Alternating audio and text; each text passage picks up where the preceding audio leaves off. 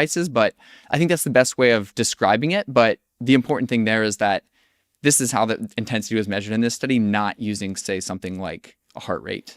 What I was thinking about when kind of reading the paper and like talking about it with you is how it would categorize, like, let's say someone was like doing bicep curls, right? Because your wrist is moving, but you're not really walking, you're not really moving distance wise.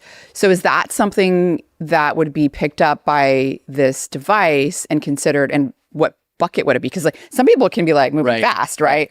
It would, and that would be, I think, even regardless of the speed at which you were moving that dumbbell, that would probably be categorized as like a vigorous intensity activity, because it's purposeful movement and, it's, the force and the torque at which you're measuring your arm. So that would be probably categorized as a vigorous intensity activity. It doesn't necessarily matter whether you're moving physically forward or backward in space. It's just like, what is the speed or the intensity at which your body is kind of moving. Okay. So yeah, a little bit complicated, but that's the best way to describe it without considering that. Yeah. I mean, considering that, because, a lot of times when people hear the word vigorous intensity, activity, they're not really thinking of resistance training. Right.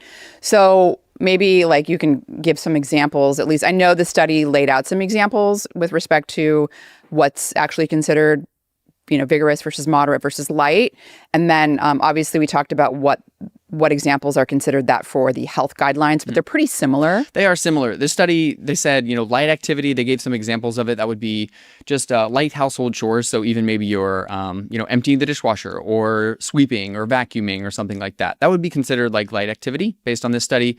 Moderate activity would be something like actively commuting. So say you were riding your bike leisurely to work, or you were commuting to work, walking from the bus to work, going up some stairs, doing maybe some more moderate household chores.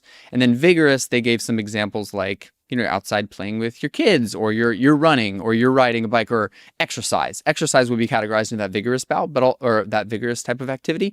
But really anything, purposeful movement, I think is, we're chatting offline. It's anything that would be purposeful movement. You're doing this for a reason of, either to exercise or to get somewhere, that would kind of be considered vigorous in this study. So again, like the guidelines, maybe a little bit less intense than what people imagine when they think